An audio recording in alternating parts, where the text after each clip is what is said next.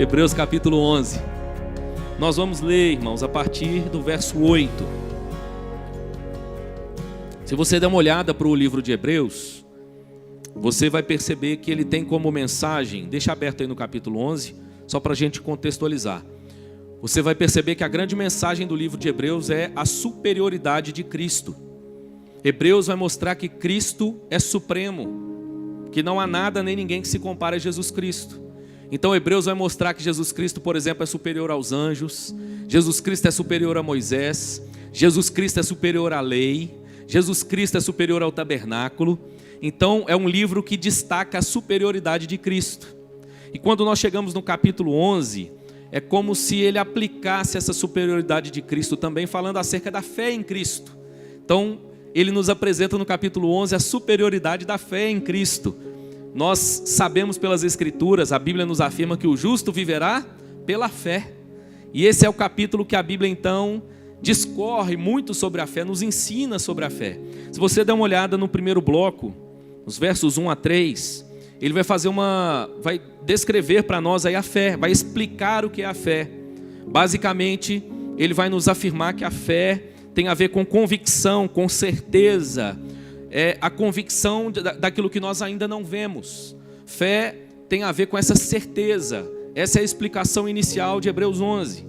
Quando nós chegamos no verso 4, ele vai começar a nos apresentar então agora alguns exemplos de fé, o que alguns chamam de a galeria dos heróis da fé.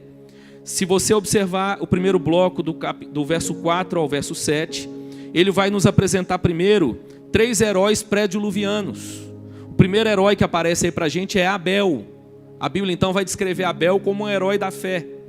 E já chama a nossa atenção para essa realidade de uma fé que é muito mais do que circunstancial. Quando nós ouvimos sobre um personagem que teve a sua adoração aceita por Deus, Abel oferece uma oferta, Abel é aceito por Deus, mas o resultado imediato que ele experimenta na sua vida é o ciúme, a inveja do irmão e a morte causada pelo seu irmão. Se olharmos apenas da perspectiva humana, Abel parece ter sido um fracassado, mas na perspectiva da fé, a Bíblia está nos dizendo que ele é um herói. Abel então é apresentado aqui como esse primeiro herói da fé, o primeiro herói pré-diluviano, o primeiro herói antes do dilúvio. O segundo que vai aparecer é Enoque. Se você der uma olhada, isso está lá no capítulo 4, 5 de Gênesis, você vai ver aí no verso 5 falando sobre Enoque. Enoque foi um homem que a Bíblia diz que andou com Deus. A Bíblia diz que havia uma intimidade, um relacionamento tão íntimo entre ambos, que Deus então o tomou para si. É interessante que o hebraico lá no texto fala que Enoque e Deus se andaram. Essa seria a tradução literal do hebraico. A ideia é que a caminhada não era exclusiva de Enoque, ou não era apenas um caminho de Deus ao qual Enoque andava de vez em quando, mas a ideia é que ambos estavam andando juntos, realizando uma caminhada de intimidade e comunhão, e Deus então recolhe Enoque. O terceiro que aparece é Noé. Eu costumo dizer que esse é um dos personagens bíblicos mais inspiradores para mim. A Bíblia diz que Deus deu a Noé uma missão. Deus diz: Noé, você vai pregar, e enquanto você prega, você constrói uma arca. Lá em Mandaguaçu a gente está mais ou menos assim. A gente prega e constrói a arca. Pendura um prego, aperta um parafuso. Plantação de igreja é assim, irmãos. A gente faz várias coisas ao mesmo tempo. Noé era esse pregador que construía a arca, ele batia o martelo de segunda a sábado e no domingo ele pregava o sermão. A Bíblia diz, inclusive é um texto mal compreendido, quando Deus fala a Noé, ele diz assim: os dias do homem na terra não passarão de 120 anos. Algumas pessoas entendem que aquilo ali é como se Deus colocasse um limite para a quantidade de anos que o ser humano pode viver então. Só que não é disso que a Bíblia está falando. Ali na verdade é uma profecia sobre quanto tempo duraria até que o dilúvio viria. Noé então permanece pregando por 120 anos. A Bíblia diz que ele foi o pregador da justiça. Olha que título bonito. Mas sabe por que Noé me encoraja tanto? Porque depois de pregar 120 anos, sabe quantas pessoas tinha na igreja de Noé? Nenhuma. A Bíblia fala que chegou o dia do dilúvio. Noé entra na arca com a sua família e mais ninguém. Ou seja, Noé era o pregador que entendia que a fidelidade é mais importante do que o sucesso. A fidelidade vem antes do resultado.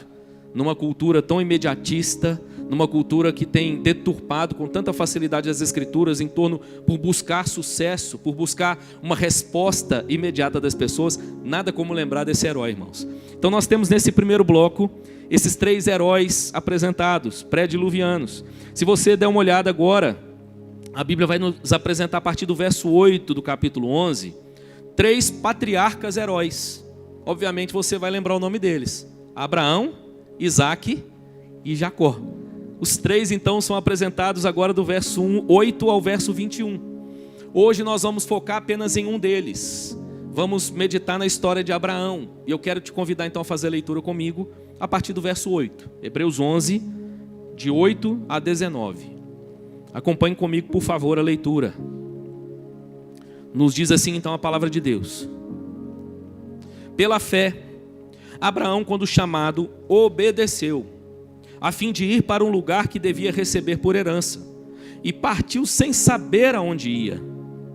Pela fé, peregrinou na terra da promessa, como em terra alheia, habitando em tendas com Isaque e Jacó, herdeiros com ele da mesma promessa, porque aguardava a cidade que tem fundamentos, da qual Deus é o arquiteto e edificador. Pela fé, também, a própria Sara recebeu poder para ser mãe, não obstante o avançado de sua idade, pois teve por fiel aquele que lhe havia feito a promessa. Por isso, também de aliás já amortecido, saiu uma posteridade tão numerosa como as estrelas do céu e inumerável como a areia que está na praia do mar. Todos estes morreram na fé, sem ter obtido as promessas, vendo-as, porém, de longe, e saudando-as, e confessando que eram estrangeiros e peregrinos sobre a terra. Porque os que falam desse modo manifestam estar procurando uma pátria. E se na verdade se lembrassem daquela de onde saíram, teriam oportunidade de voltar. Mas agora aspiram a uma pátria superior, isto é, celestial. Por isso, Deus não se envergonha deles, de ser chamado seu Deus, porquanto lhes preparou uma cidade. Pela fé, Abraão, quando posto à prova, ofereceu Isaque. Estava mesmo para sacrificar o seu unigênito, aquele que acolheu alegremente as promessas, a quem se tinha dito: em Isaque será chamada a tua descendência.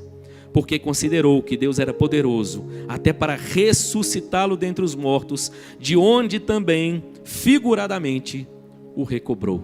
Que Deus nos abençoe, que Ele possa aplicar a sua palavra aos nossos corações dessa noite, em nome de Jesus. Amém, meu irmão?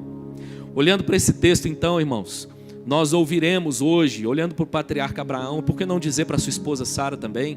A Bíblia também elogia a fé de Sara aqui. Nós olhamos então e vamos aprender um pouco acerca dessa fé que caminha mesmo sem ver. É interessante que algumas pessoas confundem fé com uma espécie de inércia. Fé como uma muleta que leva o ser humano então a se acomodar por causa da fé. Essa não é a fé das Escrituras. A fé das Escrituras nos permite avançar, nos permite caminhar, nos habilita inclusive a avançar e caminhar como ninguém. E hoje então, olhando para Abraão e Sara, nós veremos acerca dessa fé que caminha sem ver. E eu te faço uma pergunta, então, ainda a título introdutório: qual o maior legado, qual a maior herança que alguém pode deixar nessa terra? Eu tenho 3 filhas, 3, 6 e 9 anos. Quase exatamente, diferença de poucos dias do aniversário de uma para outra. E vice-versa, né? Nada a ver. Da primeira para a segunda e da segunda para a terceira. E é óbvio, irmãos, que como pai, eu me preocupo com o futuro das minhas filhas. Eu quero escolher a melhor escola para elas estudarem. Aliás, tenho descoberto cada dia mais o quanto isso é desafiador para os pais. De repente você considera um fator em uma escola, mas descobre que ela não tem outro. Aí você vai para outra escola e diz: essa aqui agora tem aquele outro, mas aí ela já não tem o primeiro. Como é desafiador escolher um lugar para que os nossos filhos sejam bem educados. Às vezes focamos muito no conhecimento, e aí tem toda a questão social ou comportamental. Às vezes uma escola tem toda essa questão social ou comportamental, mas não é tão boa na formação. E como a gente se preocupa com isso? Esse é um assunto constante lá em casa. Conversamos sobre escola. conversamos sobre deixar uma herança. Qual pai não se preocupa em deixar algum patrimônio para tornar a vida dos seus filhos menos difícil? Dar a eles o mínimo de condição para que eles possam seguir a vida. Essa é uma realidade natural, é um pensamento natural, mas deixa eu te dizer uma coisa, meu irmão. Existe algo que é sobrenatural e é o que Deus espera de nós. Qual o maior legado que alguém pode deixar? Qual a maior herança que um pai pode deixar para os seus filhos? A Bíblia nos mostra, se seguimos o exemplo de Abraão e Sara, que o maior legado e a maior herança é a herança da fé. É o legado da fé. Nós podemos fracassar nas outras coisas, ainda que nós não busquemos, ainda que nós devamos investir o máximo para que possamos alcançar esse objetivo. Mas se tem uma coisa que nós não podemos fracassar, é no legado da fé. Olhando para Abraão e Sara, a Bíblia nos apresenta então esse casal, nos dá esse casal como exemplo de fé. E eu e você então somos convidados a olhar para eles, a observar a maneira como eles vivenciaram a sua fé e a seguirmos o seu exemplo.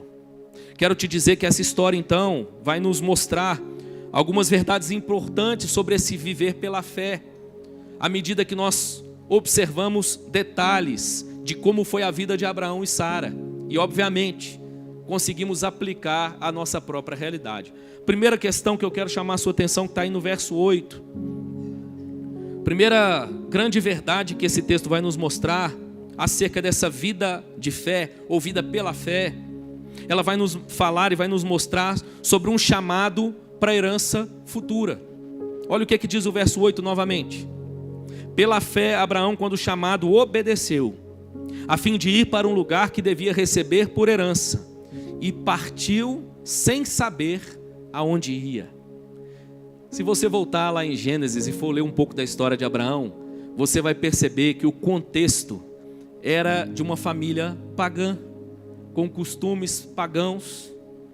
E Deus então aparece a esse homem, chama esse homem, e Deus diz a ele o seguinte: Abraão, eu vou te abençoar. Gênesis 12. Eu vou fazer da sua família um instrumento para ser bênção para todas as famílias da terra. Vou te dar uma terra por herança. Vou te dar também uma herança familiar. Vou te dar um descendente. E vou fazer com que através desse descendente você tenha uma descendência numerosa. E o interessante é que Abraão creu e obedeceu, mesmo sem ver nada disso. Hebreus está nos chamando a atenção para essa realidade então, de como essa fé, ela tem muito mais a ver com essa confiança, mesmo contra uma realidade distinta. Quero chamar a sua atenção para essa realidade. Vivemos uma época onde a fé tem sido apresentada muito com essa perspectiva de uma fé que crê no milagre, uma fé que busca o milagre, uma fé que torna o milagre real, possível e real. E de repente nós celebramos, puxa, como aquela igreja é uma igreja boa, lá tem uma oração forte, tem lugar que eles usam essa expressão, porque eu estava enfrentando uma luta, fizeram uma oração e um milagre aconteceu. Irmãos, é bênção, a gente ora também para que Deus realize milagres. E se o Senhor for servido em curar alguém, em abrir uma porta, em restabelecer um relacionamento, é óbvio, nós nos alegramos muito com isso. Mas eu preciso te dizer que a fé das Escrituras é muito mais do que isso. A fé mais madura e profunda das Escrituras não é a fé que traz à existência o milagre. É a fé que crê mesmo na ausência do milagre. Mesmo na ausência de circunstâncias favoráveis. Mesmo sem ter experimentado nada, Abraão creu e obedeceu. E a primeira coisa que o texto nos mostra então é esse chamado para algo futuro. Fé tem a ver com essa expectativa futura. Tenho dito, irmãos, como que a gente percebe essa mudança no seio evangélico ao longo dos anos. Eu que fui criado no contexto evangélico desde os 3 anos de idade. Como, por exemplo, as canções mudaram. Os sermões mudaram. Antigamente nós falávamos muito mais do céu. Nós cantávamos muito mais sobre a perspectiva futura. Tínhamos uma expectativa. Falávamos muito mais sobre isso. A realidade evangélica de hoje, que é o céu na terra. A teologia da prosperidade veio para oferecer ao homem a concretização daquilo que ele deseja. dizendo que é possível aqui nessa terra viver sem dor, sem sofrimento, viver sem enfermidade, trazer à existência um grande patrimônio. E é interessante que eu acho que a teologia da prosperidade ela deu uma envelhecida e ela envelheceu mal. Muita gente que abraçou isso no passado, agora, depois de décadas, tem visto que o fruto não condiz com aquilo que eles pregavam. E de repente nem se fala mais com tanta ênfase nessa teologia da prosperidade, mas ela está embutida muitas vezes na mente e no coração de muita gente. Quando a adversidade bate a porta, quando os problemas se avizinham, muitas vezes há um desânimo, muitas vezes há um entristecimento excessivo, angústia excessiva, porque afinal de contas, olhamos para a perspectiva da fé muito voltada para aquilo que é o presente. Eu quero te convidar à luz de Hebreus 11, meu irmão, a entender essa verdade. A Bíblia nos convida a contemplar uma realidade futura. A Bíblia diz que Abraão entendeu esse chamado. O chamado da vida pela fé é um chamado para caminhar com os olhos no futuro, aguardando a herança que há de vir, aguardando a promessa que virá. E a Bíblia diz que Abraão obedeceu, ele creu e obedeceu. É a fé, inclusive, que habilita a obediência. E nessa noite, meu irmão, eu e você somos desafiados da mesma forma a crermos e obedecermos, a prosseguirmos. A nossa fé não é a fé da inércia, mas é a fé que caminha. Abraão então pega as suas coisas e ele vai em direção à terra que Deus iria mostrar. Me mudei para Maringá em 2023, em janeiro de 2023. Como é difícil mudar de cidade. Arrumamos lá o caminhão, organizamos tudo. E aí tem aquela logística, eu vou primeiro e a mudança chega depois, ou a mudança vai primeiro e eu chego depois. E até que você organiza tudo, leva tudo, se ajeita. Irmãos, que desafiador. E olha que quando nós chegamos aqui, a IPVO nos recebeu de uma forma, irmãos, como eu nunca vi. As irmãs da igreja foram para casa, ajudaram a organizar, limpar, colocar as coisas no lugar. Eu nunca tinha visto aquilo, irmãos. E bolo chegando. Parecia aqueles filmes americanos, sabe? Que o povo aí leva uma coisa para comer e tudo mais. E a gente ficou encantado. Mas, meu irmão, como é desafiador experimentar uma mudança assim. Agora vamos para mais uma.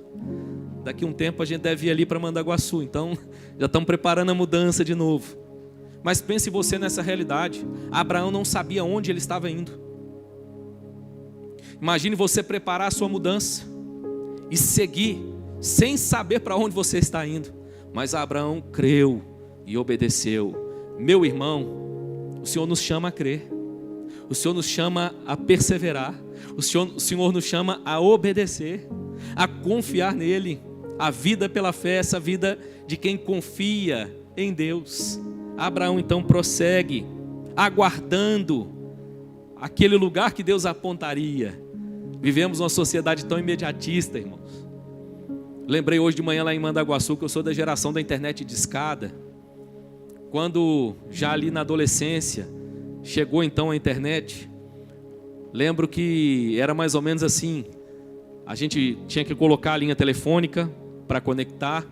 E aí você colocava lá para conectar e saía. Podia tomar um banho, tomar um café. Ficava fazendo um barulhinho típico que agora você que é dessa época lembrou, né? E aí de repente, depois de um tempão, você voltava, a internet, agora está pegando. Aí você sentava, tinha muito para navegar não, mas sentava, ia navegar na internet e de repente, quando você estava empolgado, caía. Aí para reconectar, era tudo de novo. Hoje nós estamos cada dia com a banda mais larga. A internet está crescendo cada dia mais. Mas o ser humano está cada dia mais imediatista, cada dia mais apressado. Não é suficiente. A gente ainda reclama que internet lenta. Que negócio complicado. E é só um exemplo sobre tantas outras coisas que nós temos experimentado e vivido, revelando essa sociedade extremamente imediatista. Queremos tudo para ontem. Os jovens já chegam ali agora para constituir família e eles já querem ter no início da sua juventude, no início do casamento, aquilo que às vezes os pais demoraram 30, 40 anos para adquirir. Não, para casar eu tenho que ter, e vai fazendo a lista. E eu como pastor me dá vontade de falar assim, você tem certeza que você quer casar mesmo? Porque com essa lista tão complicada, tão comprida, está parecendo mais uma lista de desculpas. Uma sociedade imediatista, irmãos. E quantas pessoas que estão dentro das nossas igrejas vivendo da mesma forma? Coração ansioso, apressado. Meu irmão, quantas vezes nós esquecemos das palavras de Jesus, que nos convidou a irmos até Ele, experimentarmos o seu fardo leve, o seu jugo suave, e nós enchemos a nossa vida de um monte de coisa que traz novamente esse peso, esse fardo. Interessante como o Diógenes começou o nosso culto, falando sobre peregrinação, citando o livro O Peregrino, e como o Senhor vai aliviando o fardo daquele homem. Meu irmão, o Senhor quer fazer isso com você nessa noite novamente. Ele te chama a caminhar por fé. Tem uma luta, tem um problema que você está enfrentando? Descanse, meu irmão, e prossiga. Tem alguma coisa que está fora do lugar, que não está como você gostaria? Vai continuar assim o resto da sua vida. Mas prossiga, avance. O Senhor te chamou. Faça como Abraão, siga, e o Senhor vai te apontar o caminho.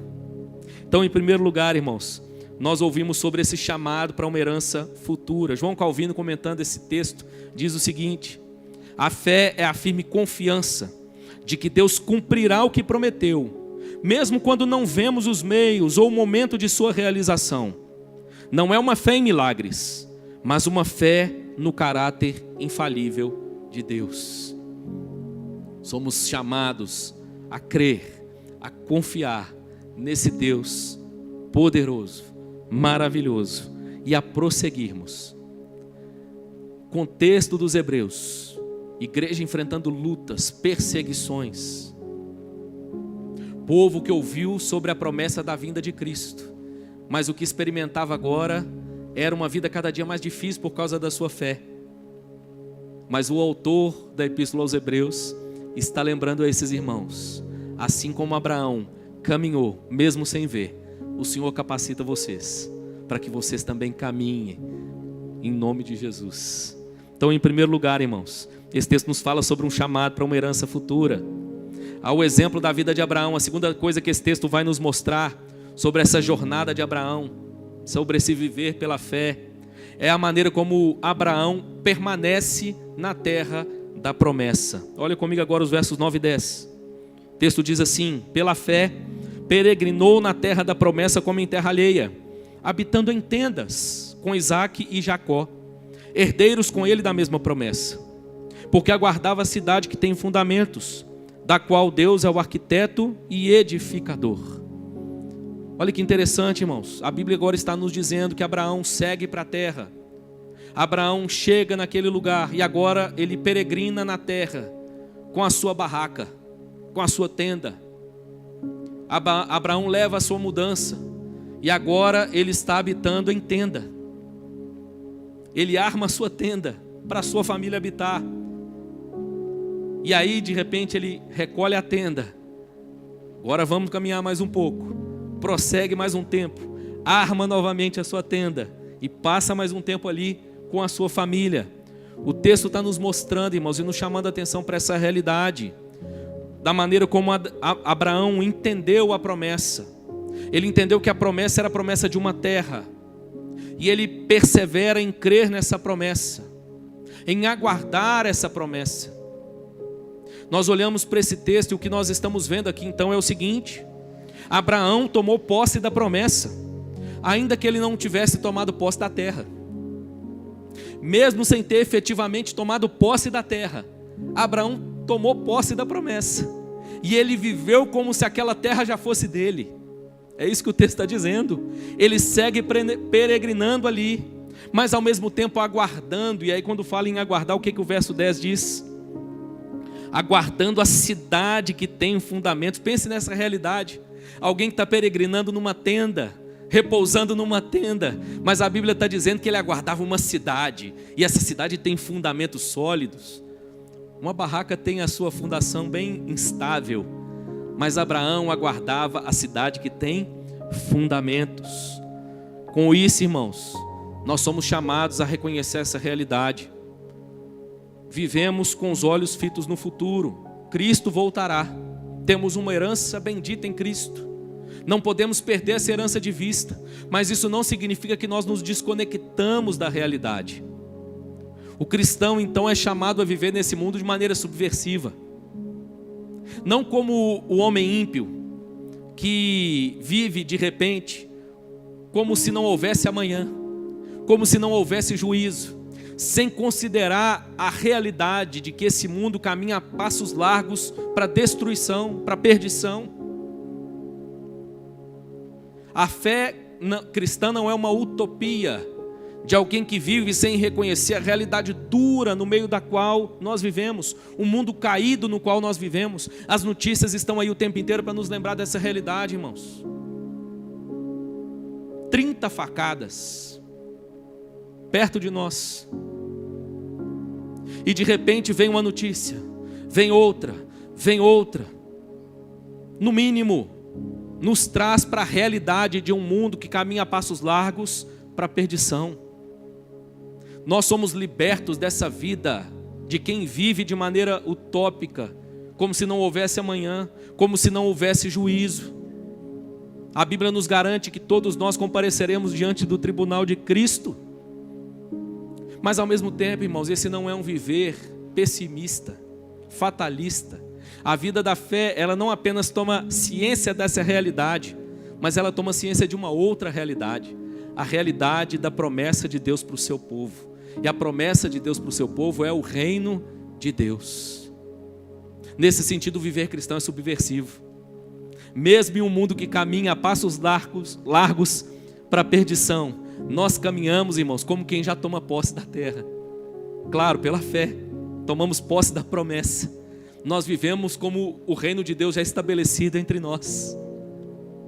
Quem governa as nossas vidas, irmãos, é o Senhor Jesus Cristo. É um Rei justo e fiel, maravilhoso. É por isso que as notícias podem ser as piores possíveis, mas nós conseguimos erguer a cabeça e avançar, e prosseguir, e caminhar, porque quem governa sobre as nossas vidas, em primeiro lugar, é Jesus Cristo, o Rei dos Reis, o Senhor dos Senhores.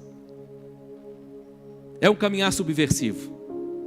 O diagnóstico às vezes é o pior possível, mas nós cremos na promessa. O Senhor nos oferece um corpo glorificado. Esse aqui pode sucumbir, vai ser sepultado, se Cristo não voltar antes. Mas olha, Ele vai ser ressuscitado, vai ser glorificado. E nós caminhamos de maneira subversiva.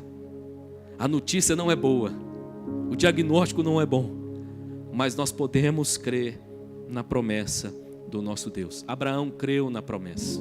Essa primeira parte do sermão, então, irmãos, nos chama do texto, nos chama a atenção para essa realidade, primeiro da crença na promessa da herança, da terra. Então, como Abraão creu, como Abraão avançou, porque ele cria na promessa de Deus. Mas aqui nós vamos ver uma pequena mudança no texto. Da crença na promessa da herança, da terra, nós vamos ouvir sobre a crença da promessa do filho, do herdeiro. Mas antes, para a gente concluir então esse segundo ponto, um outro teólogo importante, Richard Sibbes, disse o seguinte, comentando esse texto: a vida cristã é uma jornada de fé, onde, como Abraão, peregrinamos por uma terra que não é nossa, mas que nos foi prometida. Essa peregrinação não é uma mera espera passiva, mas uma expectativa ativa daquilo que Deus preparou para nós. A Bíblia diz que nem olhos viram, nem ouvidos ouviram, não penetrou no coração humano o que Deus tem separado e reservado para nós. Eu gosto de pensar o seguinte: eu gosto de trazer as minhas melhores experiências à memória. Lembro, por exemplo, do dia do meu casamento. Como eu me alegrei naquele dia. O meu sorriso era tão grande e durou tanto tempo que no outro dia estava tudo doendo a bochecha. De tanta alegria, aquele dia foi um dia tão aguardado. Mas sabe o que a Bíblia me diz? O que Deus tem reservado para nós é melhor do que isso. Lembra, irmãos, como se fosse hoje o nascimento da minha primeira filha e das outras também. Que experiência única. Lembro que naquele dia era como se o mundo parasse. Não tinha problema, não tinha boleto, não tinha mais nada, irmãos. Era olhando para aquele sorriso e dizendo: meu Deus, que milagre, Que coisa maravilhosa. O segundo nascimento, que foi o da Laís, tinha assembleia na igreja, irmãos. Eu nem lembrava que existia igreja. Eu olhei para a Laís e falei, meu Deus, que bênção, que alegria. Maria Luísa, a mesma coisa. Que momento mágico. Mas o que Cristo tem reservado para nós, irmãos, é melhor. Nem olhos viram, nem ouvidos ouviram. Não penetrou na mente humana o que Deus tem reservado para nós. Meu irmão, erga a cabeça, caminhe em fé. É o que a palavra de Deus te convida a fazer nessa noite, em nome de Jesus. Não perca de vista essa herança gloriosa. Mas olha que interessante, o texto agora vai caminhar para nos falar da promessa do herdeiro. Quando nós seguimos então para o verso 11, a Bíblia diz assim: pela fé também, a própria Sara recebeu poder para ser mãe, não obstante o avançado de sua idade, pois teve por fiel aquele que lhe havia feito a promessa. Até aqui a Bíblia está exaltando a fé de Abraão na promessa da terra. Mas agora há uma mudança. E há um destaque agora não apenas a Abraão, mas Sara é trazida também como destaque. E a Bíblia está mostrando agora a expectativa, a fé, a confiança na promessa do herdeiro. Deus deu uma promessa a Abraão e Sara. Abraão, quando foi chamado por Deus, já tinha uma idade avançada. Mas ainda demorou alguns anos até que a promessa do herdeiro se concretizasse. A Bíblia diz que Sara era estéril, ela não podia ter filhos. Pense numa mulher já idosa, que não pode ter filhos. E Deus diz a ela: você será mãe de uma multidão. O seu filho trará a você uma grande descendência. E a Bíblia diz que eles creram. É interessante, irmãos, que os heróis da fé não eram homens perfeitos. Não eram homens e mulheres sem fraquezas. Se você voltar lá atrás para ler um pouco da história de Abraão e de Sara, você vai perceber, por exemplo, que há um momento em que Sara, agora já com a idade avançada, o anjo aparece e diz: olha, está chegando a hora. A Bíblia fala que Sara riu. É interessante, porque Sara, num primeiro momento, ela fala: puxa, agora, depois desse tempo todo, ela acha engraçado aquilo. Mas a Bíblia está dizendo que essa irmã, apesar desse primeiro momento de desconfiança, de dúvida, ela creu, ela confiou. É interessante que em um dado momento da história de Abraão e Sara, eles pensaram num plano B. Vamos ajudar Deus? Deus falou que a gente ia ter uma herança, uma descendência grande. Eu acho que não é através de Sara. Vamos arrumar um jeito aí? Abraão então se deita com Agar e ela dá luz a Ismael. Mas não era isso, irmãos. Deus não tem plano B. O plano de Deus é perfeito, é eterno. E a Bíblia então está nos mostrando, irmãos, que Sara creu, Abraão creu na promessa de um herdeiro. Mas sabe o que eu preciso te dizer nessa noite? Que essa, na verdade, irmãos, é uma figura escatológica. A crença de Abraão e Sara no herdeiro prometido aponta para o nosso Salvador Jesus Cristo. Ele é o filho da mulher que trouxe à existência a nossa salvação. É interessante que Sara e Abraão aguardam um filho, o herdeiro. A promessa passava agora pelo menino, mas ele nada mais era do que um tipo de Cristo. Lembre que a promessa foi dada muito antes de Sara e Abraão, a Adão e Eva. Quando os nossos primeiros pais se rebelaram contra Deus, a Bíblia então nos mostra que Deus chega para esse casal e diz o seguinte: olha, apesar do que vocês fizeram, eu ofereço a vocês uma redenção. A mulher será mãe de um filho. Esse filho será ferido no seu calcanhar, mas ele vai pisar na cabeça da serpente. Quando Adão e Eva tiveram Caim, eles acharam que já era aquele primeiro filho, mas nada mais era do que uma promessa futura. Abraão e Sara estão agora na expectativa do herdeiro, mas isso aponta, irmãos, para aquele que ainda viria, e seria a promessa dada a Adão e Eva. o filho da mulher, Jesus Cristo, que seria ferido no seu calcanhar, ele foi morto, foi transpassado pelas nossas iniquidades, foi ferido pelas nossas transgressões, mas ele pisou na cabeça da serpente, ele esmagou a cabeça da serpente. A nossa vitória foi declarada por Cristo. Na cruz do Calvário ele bradou: está consumado.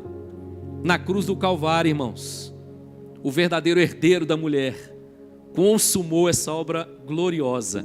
E num certo sentido o que Hebreus está dizendo é o seguinte: assim como Sara e Abraão, eles aguardavam o herdeiro. É uma figura escatológica. Eu e você somos convidados a pensarmos sobre essa realidade. Nós aguardamos o retorno do herdeiro. Cristo voltará.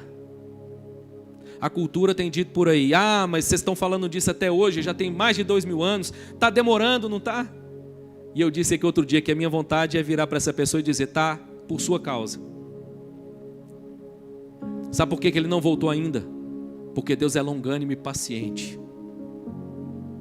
É porque hoje ainda é o tempo da salvação. O seu evangelho é proclamado para que todo aquele que se arrepender dos seus pecados seja salvo. Irmãos, essa promessa gloriosa nos remete a essa expectativa que temos. Jesus Cristo vai voltar, meu irmão. Não perca isso de vista. Precisamos nutrir sempre no nosso coração essa expectativa, essa confiança. Comentando esse texto, Jonathan Edwards disse o seguinte: a fé de Sara é uma prova de que Deus é fiel às suas promessas, mesmo quando os meios naturais parecem impossíveis. Ela foi chamada a crer contra todas as probabilidades, e através dessa fé, o impossível tornou-se possível. Nós somos convidados mais uma vez a renovar nossa fé nessa noite, no nosso Salvador Jesus Cristo. Ele é o herdeiro prometido. Ele veio. E assim como ele veio, ele vai voltar para buscar o seu povo. Meu irmão, prossiga, avance. Está enfrentando desafios hoje? Está enfrentando lutas? Talvez desafios e lutas com você mesmo, ao contemplar a sua própria imperfeição e pecado. Meu irmão, avance, creia. Aquele que nos redime, irmãos, ele veio e ele vai voltar.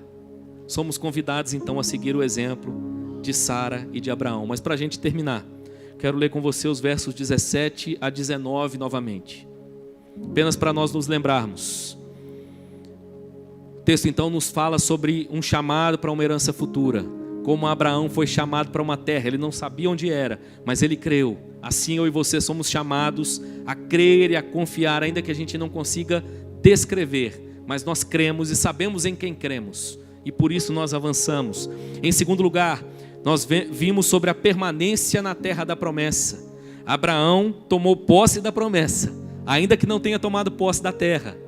E ele então creu nessa promessa. Terceiro, nós vimos acerca da promessa de um herdeiro e como esse herdeiro aponta para Cristo. Mas em quarto e último lugar, o texto nos fala sobre o sacrifício de Isaque. Verso 17 a 19, olha o que o texto diz. Pela fé, Abraão, quando posto à prova, ofereceu Isaque. Estava mesmo para sacrificar o seu unigênito, aquele que acolheu alegremente as promessas, a quem se tinha dito: em Isaque será chamada a tua descendência, porque considerou que Deus era poderoso até para ressuscitá-lo dentre os mortos, de onde também, figuradamente, o recobrou. Irmãos, é bonito esse texto. Se num primeiro momento ele nos fala da promessa da terra, como Abraão aguardou a terra, num segundo momento ele nos fala acerca da promessa do herdeiro. Preciso te lembrar uma coisa, meu irmão: o céu é maravilhoso, o que Deus tem reservado para nós é indescritível, mas a razão porque é tudo o que é porque Jesus está lá. Sem o herdeiro, a terra não tem nenhum valor. A razão pela qual o céu é para nós o que é, irmãos, é porque ele é a promessa de habitarmos eternamente na presença do nosso Deus, na presença de Jesus Cristo, com quem, irmãos, nos assentaremos e comeremos. Ele continua 100% Deus, 100% homem. Vamos celebrar a ceia com Jesus. Que coisa maravilhosa, irmãos. Que expectativa gloriosa essa que nós temos. O herdeiro prometido, que vai voltar. Mas aqui, em último lugar, o texto está chamando a nossa atenção, irmãos, para essa realidade do quase sacrifício de Isaac. Abraão então recebe o filho, o herdeiro nasceu. Mas a promessa que agora parecia ser uma promessa de vitória, de sucesso, ela agora é testada, ela é provada. Deus agora pede a Abraão que sacrifique o seu filho, o seu único filho, o filho da sua idade avançada, o filho da estéril. Deus diz a Abraão: toma o seu filho, vai para o alto do monte e sacrifica o seu filho. E a Bíblia diz que Abraão creu, e ele fez exatamente o que Deus pediu. Ele toma Isaac, e ele leva Isaac, ele leva a lenha, ele leva o cutelo, ele sobe o monte, ele prepara o altar, ele amarra o menino, ele toma o cutelo nas mãos, e quando ele se prepara para sacrificar o menino, Deus diz: chega, basta, pode soltar o menino, eu já provi o cordeiro. Dá uma olhada, Abraão. Abraão olha para o lado e tem ali um cordeiro para ser sacrificado no lugar de Isaac. A Bíblia diz que Abraão creu que Deus era poderoso até mesmo para ressuscitar o menino. Não é que Abraão está obedecendo com medo, dizendo assim: agora vai acabar a promessa. Não, ele crê que Deus é poderoso inclusive para ressuscitar o menino. Por que isso te lembra? É bonito, irmãos, porque essa história é uma figura, é um tipo daquilo que aconteceria muitos anos depois, séculos depois. O pai toma o filho, o pai leva o filho para o cume do monte. O filho agora é cravado na cruz do Calvário, mas o pai não poupa o filho. O filho é morto. Parece derrota, não parece? A história de Abraão apontava para essa aparente derrota. Agora o filho da herança vai ser sacrificado. A história de Cristo, irmãos, para muitas pessoas parece uma derrota. Esbofeteado, cuspido, ultrajado, maltratado, pregado na cruz do Calvário, afrontado com palavras. Mas sabe o que a Bíblia diz? Que a morte de Cristo é a nossa vitória. É porque Ele deu a sua vida, nós podemos agora encontrar vida em Cristo. Deus então não poupou o seu filho, mas essa história não é uma história de derrota, porque o pai ressuscitou o seu filho. Abraão então está convidando, o autor de Hebreus então está convidando os seus ouvintes a crerem da mesma forma. Pense numa igreja perseguida, a semelhança do seu Senhor, ultrajada, maltratada, humilhada. Mas o autor da Epístola aos Hebreus está dizendo para esse povo: continue crendo, continue caminhando, porque aquele que aparentemente pereceu na cruz do Calvário, ele ressuscitou, e ele é uma figura da vitória de vocês. Da mesma forma, o seu Deus lhes dará a vitória. É bonito esse texto, irmãos, como ele aponta para essa confiança que nós podemos nutrir no nosso coração. Ainda que a nossa história nessa vida não termine com todos os louros e glória que talvez nós gostaríamos ou que as pessoas esperam, como cristãos, irmãos, nós temos a certeza de que a nossa vitória já foi proclamada em Cristo Jesus. E eu caminho para concluir. E eu preciso te dizer que tudo isso não é pela beleza da fé de Abraão e de Sara, daquilo que eles tinham de si mesmos, mas por causa daquilo que eles receberam de Deus. É a graça de Deus. Abraão e Sara, como eu e você, há um momento em que ela ri da promessa. Eu e você somos assim. Na nossa humanidade, às vezes nós duvidamos. Na nossa fraqueza e pecaminosidade, às vezes nós desanimamos. Às vezes nós não confiamos tanto quanto deveríamos. É por isso que há tanta beleza na palavra de Deus, porque ela nos ensina, nos exorta e nos mostra que onde nós falhamos, alguém prevaleceu por nós. Não é sobre a nossa capacidade de vencer, mas é sobre como Cristo venceu por nós. É por isso, meu irmão, que eu e você podemos ter a nossa fé ressuscitada, fortalecida, multiplicada nessa noite. por causa de Cristo. Assim como Ele venceu, nós venceremos. Em nome de Jesus. Comentando esse texto aqui, eu estou caminhando para o fim. Quero trazer 2 heróis mais contemporâneos para comentar esse texto, e nós aqui estamos na conclusão. O primeiro deles, John Piper. John Piper diz o seguinte: os heróis da fé como Abraão viveram de maneira que mostraram que a pátria deles não era desta terra. Eles olhavam para uma cidade que Deus havia preparado para eles. E essa perspectiva não apenas moldou suas vidas, mas também deve moldar as nossas. A fé verdadeira não se contenta com as promessas temporais, mas vive para a realidade eterna. Meu irmão, breve Jesus virá. Breve Ele vai colocar a casa em ordem. Breve Ele vai restaurar todas as coisas. E olha, eu e você fazemos parte dessa promessa. Tim Keller também disse o seguinte: a vida cristã é uma jornada contínua em direção ao que Deus prometeu. E cada passo em nossa caminhada é um reflexo da fé que tem seu fundamento naquilo que ainda não vemos, mas sabemos que é certo. A peregrinação de Abraão é um modelo para a nossa própria caminhada. Assim como Abraão caminhou, eu e você somos convidados a caminhar. Podemos crer, podemos avançar. Não é porque nós temos fé suficiente, mas é porque aquele que é o autor da fé nos concede fé suficiente para isso. A Bíblia diz que o justo viverá por fé. Mas lembra da segunda parte: isto não vem de vós, é um dom de Deus. Não sei quanto a você, meu irmão, mas eu me pego às vezes desanimado ao longo da semana. A gente lê uma notícia aqui, realidade política, econômica, ouve sobre uma guerra, ouve sobre violência, e de repente a gente fica preocupado ao ouvir de uma pessoa essa semana: tenho dó das suas filhas. Que essa geração aí, pensando em como o mundo, irmãos, caminha a passos largos para a perdição. Mas, meu irmão, como cristãos, nós somos chamados a viver não uma vida pessimista, fatalista. Nós somos chamados a viver de maneira subversiva, porque aquele que venceu já anunciou e decretou a nossa vitória. Por isso, meu irmão, somos habilitados a crer, a confiar e a caminhar. Que Deus te abençoe nessa noite e que você siga na sua jornada, caminhando com fé, crendo que o mesmo Deus de Abraão é o seu Deus. Deus não se envergonha, diz o texto, de ser chamado o seu Deus. Amém, meu irmão?